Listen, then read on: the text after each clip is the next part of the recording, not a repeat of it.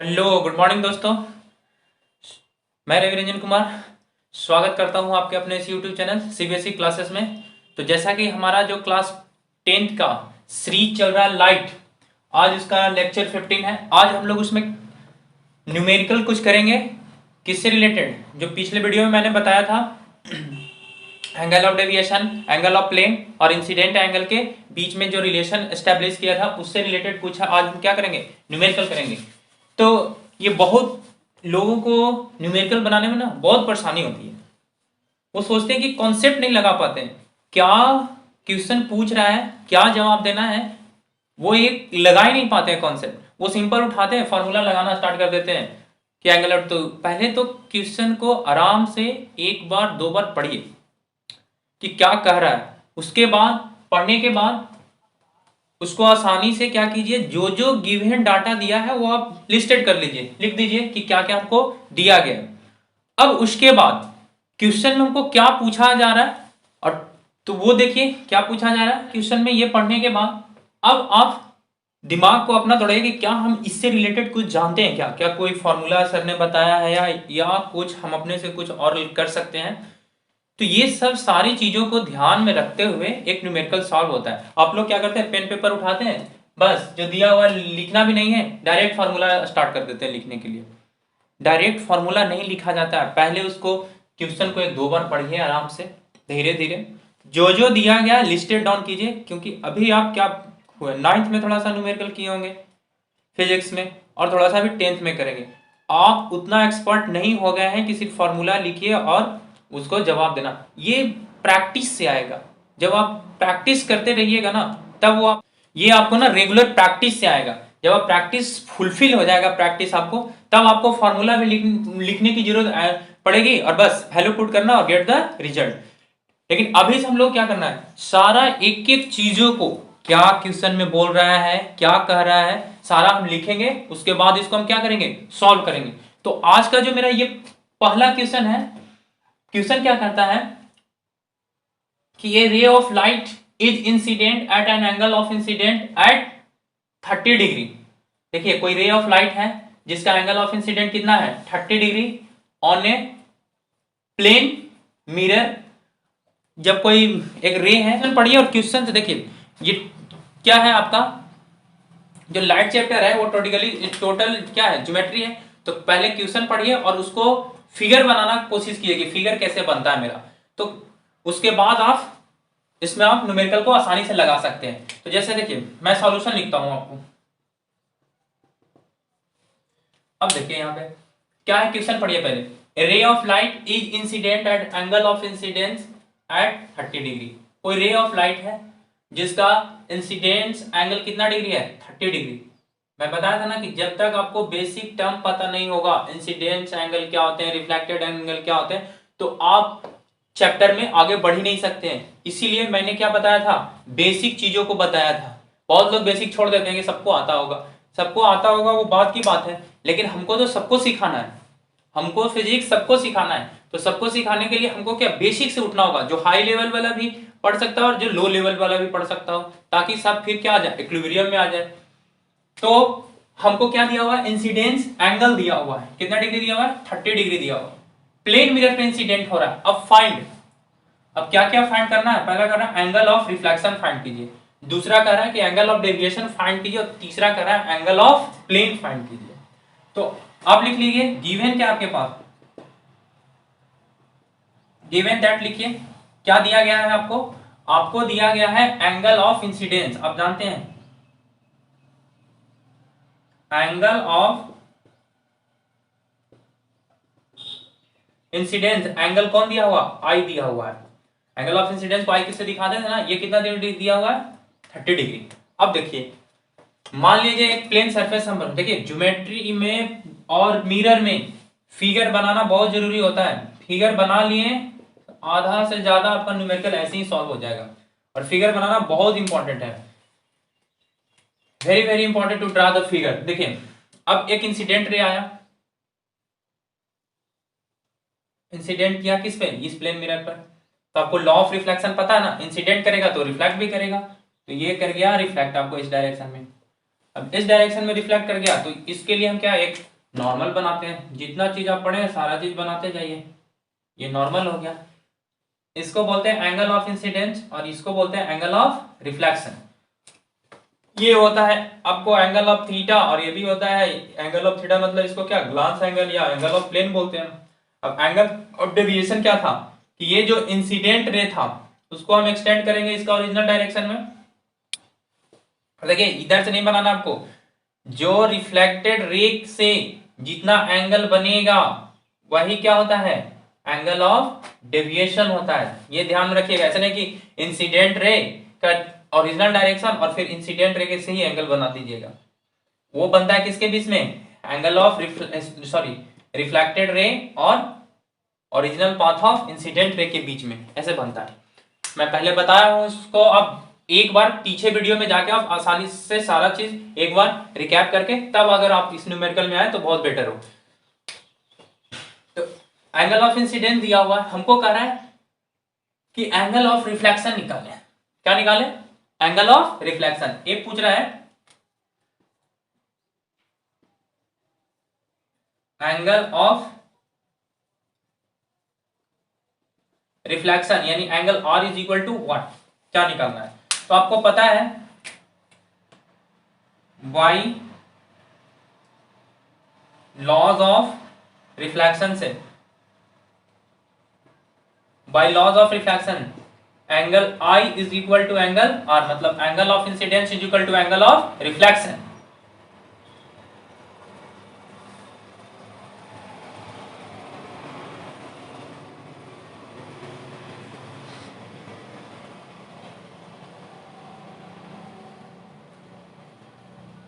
Hence देखिए angle of reflection by, कैसे पता आपको, आपको कुछ पता है ना एंगल ऑफ इंसिडेंट और एंगल ऑफ रिफ्लेक्शन में रिलेशन क्या पता है कि जो एंगल ऑफ इंसिडेंस होता है वो इक्वल होता है एंगल ऑफ रिफ्लेक्शन से। तो हेंस हम क्या लिख सकते हैं, angle R is equal to कितना डिग्री, 30 डिग्री। ये आपका पहला आंसर मिल गया।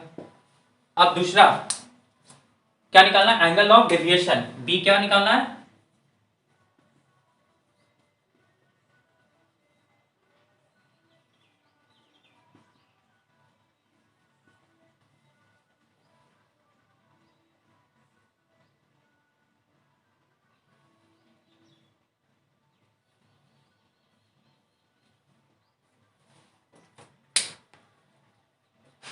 अब निकालना आपको एंगल ऑफ डेविएशन। अब एंगल ऑफ डेविएशन क्या कहता है दोस्तों, एंगल ऑफ डेविएशन क्या होता है, जो ये कौन सा रिफ्लेक्टेड रे और original path of incident ray के बीच का जो एंगल होता है वो क्या कहलाता है, एंगल ऑफ डेविएशन कहलाता है। तो उसके लिए मैं क्या बताया था, रिलेशन बताया था पिछले क्लासेस में कि एंगल ऑफ डेविएशन और एंगल ऑफ रिफ्लेक्शन में या एंगल ऑफ इंसिडेंस में क्या रिलेशन है। अगर नहीं रिलेशन पता है तो आप सिंपल ज्योमेट्री लगा सकते हैं, नहीं रिलेशन पता है तो आप सिंपल क्या लगा सकते हैं, ज्योमेट्री लगा सकते हैं। और सिंपल ज्योमेट्री लगा के आप इसको वैसे भी सॉल्व कर सकते हैं। लेकिन हमने क्या, हमको तो पता है ना एंगल ऑफ डेविएशन और एंगल ऑफ इंसिडेंट में क्या रिलेशन है। क्या एंगल ऑफ डेविएशन में मेरा क्या रिलेशन है कि हम जानते हैं, लिखिएगा क्या,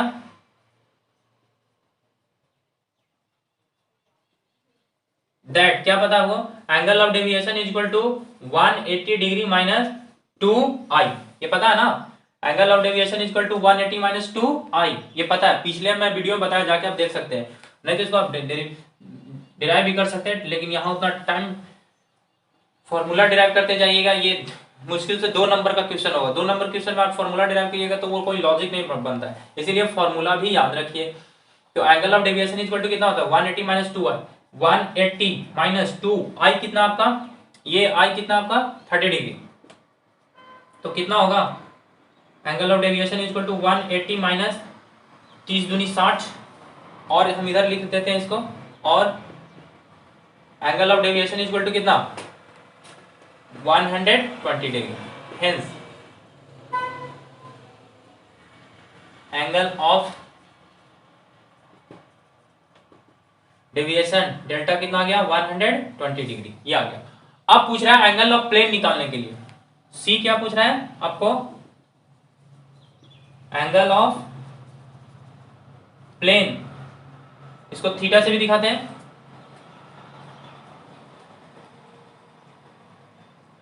अब ये पूछ रहा है आपको एंगल ऑफ प्लेन निकालने के लिए, तो एंगल ऑफ प्लेन का में क्या रिलेशन मैं बताया था, एंगल ऑफ प्लेन और एंगल ऑफ इंसिडेंस में मैं एक रिलेशन बताया था, क्या बताया था उसको याद रखिए, 90 माइनस आई बताया था।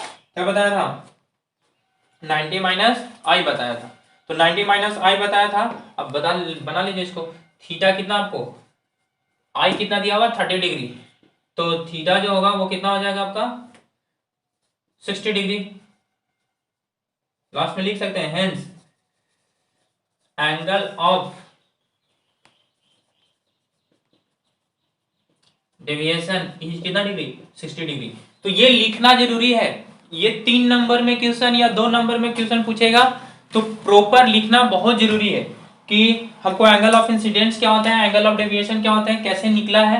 अगर 1 नंबर में पूछता, ऑब्जेक्टिव रहता, ऑप्शन दिया रहता कि एंगल ऑफ रिफ्रैक्शन का ऑप्शन दिया रहता, तो डायरेक्ट हम सॉल्व करते फॉर्मूला से और उसको तुरंत बना देते, कैसे कि वहां फॉर्मूला डिराइव करने जाते। इसीलिए हमको फॉर्मूला के साथ साथ इसका डेरिवेशन को भी कॉन्सेप्ट याद रखना चाहिए कि वो एग्जामिनर कैसे पूछता है। 1 नंबर में पूछेगा डायरेक्ट फॉर्मूला अप्लाई करेंगे बना देंगे, 5 नंबर में पूछेगा तो डायरेक्ट फॉर्मूला अप्लाई नहीं कर सकते हैं, 5 नंबर के लिए उसको डेरिवेशन दिखाना पड़ेगा, जो मैं पिछले वीडियो में दिखा चुका हूं। तो ये सब इसी क्वेश्चन को एग्जामिनर 5 नंबर में पूछ सकता है, 1 नंबर में भी पूछ सकता है, तो ये डिपेंड करता है उसके पूछने के तरीका पे। अब आपके पास हथियार है 5 नंबर को भी मारने का और 1 नंबर को भी कट करने का। 1 नंबर को कट करना है डायरेक्ट फॉर्मूला अप्लाई कीजिए, 1 नंबर कट हो जाएगा। 5 नंबर का कट करना है तो डेरिवेशन से चले जाइए, देखिए कि ये लीनियर पेयर एंगल है, सम ऑफ 180 होगा, ये एंगल आई एंगल आर एंगल डेल्टा का सम 180, ये दोनों दिया हुआ है, निकल जाएगा आराम से। तो इस तरह से न्यूमेरिकल सॉल्व होता है। तो एक बार आप इसको स्क्रीनशॉट ले लीजिए, मैं दूसरा न्यूमेरिकल देता हूं, ठीक है। तो नेक्स्ट है आपका question, calculate the deviation suffered. देखिए लैंग्वेज आपको पकड़ना पड़ेगा। Calculate the deviation suffered by a ray which is incident on a plane horizontal mirror at an angle of 16 degree 60 degree to the mirror. अब language तो आपको पकड़ना पड़ेगा, language पकड़कर उसको ही क्वेश्चन सॉल्व करना पड़ेगा कि कैसे क्या कर रहा है। तो इसमें क्या कर रहा है मैं बता रहा हूं आपको। इसमें जो कह रहा है सॉल्यूशन, देखिए इसका सॉल्यूशन क्या बोल रहा है कि correct calculate the deviation suffered by a ray which is incident on a plane horizontal mirror. कोई एक देखिए, जैसे जैसे क्वेश्चन कहता है वैसे वैसे आपको फिगर बनाना पड़ेगा। प्लेन एक हॉरिजॉन्टल क्या है, कोई मिरर है। Calculate the deviation suffered by a ray which is incident on a plane horizontal mirror. ये प्लेन हॉरिजॉन्टल मिरर है, इस पे कोई इंसिडेंट रे आ रहा है और आफ्टर रिफ्लेक्शन ये ऐसे जाएगा। आप इसमें क्या नॉर्मल ड्रॉ कर सकते हैं, जो नहीं देखे हैं वीडियो वो आप लॉ ऑफ रिफ्रैक्शन में जाके इसको देख सकते हैं। ये एंगल आई होता है, ये एंगल आर होता है। अब हमको पूछ रहा है calculate the deviation suffered by a ray. अब डेविएशन हमको बताना है which is incident on a plane horizontal mirror angle कितना डिग्री, जो 60 डिग्री के साथ बना रहा है नॉर्मल के साथ, यानी एंगल आई आपको कितना डिग्री दे दिया है 60 डिग्री। ये ओरिजिनल पाथ ऐसे जाता, लेकिन ये क्या हो गया डेविएट हो गया इधर से इतना, ये आपका एंगल ऑफ डेविएशन, ये एंगल ऑफ डेविएशन। अब एंगल ऑफ डेविएशन निकालने के लिए क्या करना है, सॉल्यूशन तो दिया क्या है आपको, गिवन दैट क्या दिया हुआ है एंगल ऑफ इंसिडेंस दिया हुआ है, इंसिडेंस दिया एंगल आई दिया हुआ है कितना degree 60 degree, angle of incidence 60 degree दिया हुआ है। तो हमको निकालना है क्या, वो डेविएशन पूछ रहा है तो एंगल ऑफ डेविएशन ही निकालना है। Angle of deviation delta is equal to what, delta is equal to what, तो हमको पता है। चलिए देख, जो पता है उसको आप लिखते जाइए, वो खुद को खुद सॉल्व हो जाएगा। हमको पता है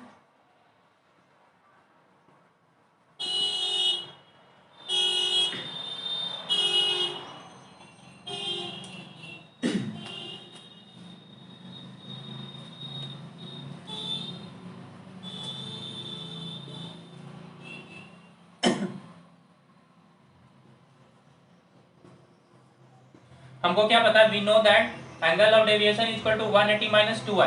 तो एंगल ऑफ डेविएशन 180 60 डिग्री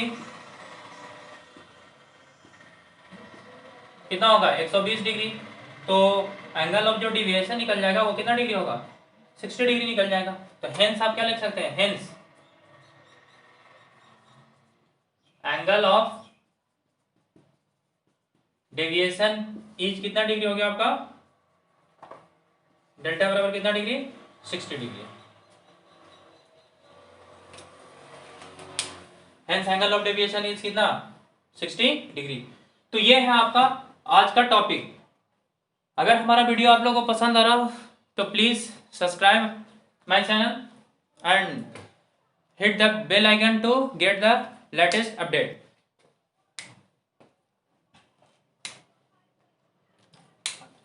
देखिए ये है आपका सॉल्यूशन किसका, एंगल ऑफ इंसिडेंस का, और एंगल ऑफ डेविएशन को कैसे हम निकाल सकते हैं। ये 60 डिग्री है, ये थोड़ा सा ढंग से लिख लीजिएगा, ये आपका 60 डिग्री है, ये 60 डिग्री। अब एंगल ऑफ डेविएशन कितना निकल गया है 60 डिग्री। अगर आपको ये ऑब्जेक्टिव में सॉल्व करना रहता है, ये तो आप 2 नंबर के लिए ऐसे सॉल्व कर सकते हैं, 3 नंबर के लिए ऐसे सॉल्व कर सकते हैं, 5 नंबर के लिए आप ऐसे नहीं सॉल्व कर सकते, 5 नंबर फिर पूरा डेरिवेशन के साथ। तो अगर एक नंबर में पूछे सिर्फ ऑप्शन टिक ऑप्शन रहे कि ए है तुम्हारा 30 डिग्री, बी है आपका 60 डिग्री, सी है आपका 70 डिग्री और डी ऑप्शन में आपका नॉट, नन ऑफ दिस, तो कैसे एक वाले को क्या इतना गिवन दैट वगैरह लिखना लिखिएगा क्या, तो नहीं। इसके लिए क्या लॉजिक है, इसके लिए लॉजिक है कि हम देखेंगे डायरेक्ट फार्मूला कि 180 लिखना कुछ नहीं है, रफ में कहीं देखेंगे 182i, अच्छा 2i, आई कितना दिया 60 दिया, तो 180 माइनस इसको डायरेक्ट 120, ये 60, ये आंसर हो जाएगा आपका। तो इस तरह से ऑब्जेक्टिव सॉल्व होता है। ऑब्जेक्टिव के लिए ऐसे नहीं करने लगेगा पूरा लिखेगा वी नो दैट ये वो पूरा ये स्टेटमेंट लिखने के बाद ये लिखा जाता है सब्जेक्टिव टाइप क्वेश्चन में, जैसे 2 नंबर वाले क्वेश्चन में, 3 नंबर वाले क्वेश्चन में पूछ दिया, 3 नंबर वाले क्वेश्चन को आप ऐसे एलिमिनेट नहीं कर सकते हैं, एग्जामिनर आपको एक नंबर देगा, इससे ज्यादा नहीं देगा, और ऐसे आपको कोई नंबर ही नहीं काट सकता है, फुल में फुल मिल जाएगा। तो ध्यान रखिएगा कि न्यूमेरिकल को कैसे सॉल्व किया जाता है। आज के लिए बस इतना ही गाइस। अगर हमारा ये वीडियो आप लोगों को पसंद आ रहा है तो please like and subscribe my video, and जितना ज़्यादा से ज़्यादा हो सके आप अपने इसको दोस्तों रिश्तेदारों के पास शेयर करें, ज़्यादा नहीं। आप क्या कीजिए, आप नेक्स्ट 2 को फॉरवर्ड कीजिए और उन्होंने कन्विंस किए कि आप नेक्स्ट 2 को फॉरवर्ड कीजिए, तो इस तरह से हम अपना टारगेट अचीव कर लेंगे। तो बस आज के लिए बस इतना ही। Thank you class, thank you, bye and have a good day. क्योंकि मैं वीडियो दिन में शूट करता हूँ इसलिए मैं आप लोगों को हैव ए गुड डे बोलता हूँ। Have a good day guys, bye bye class.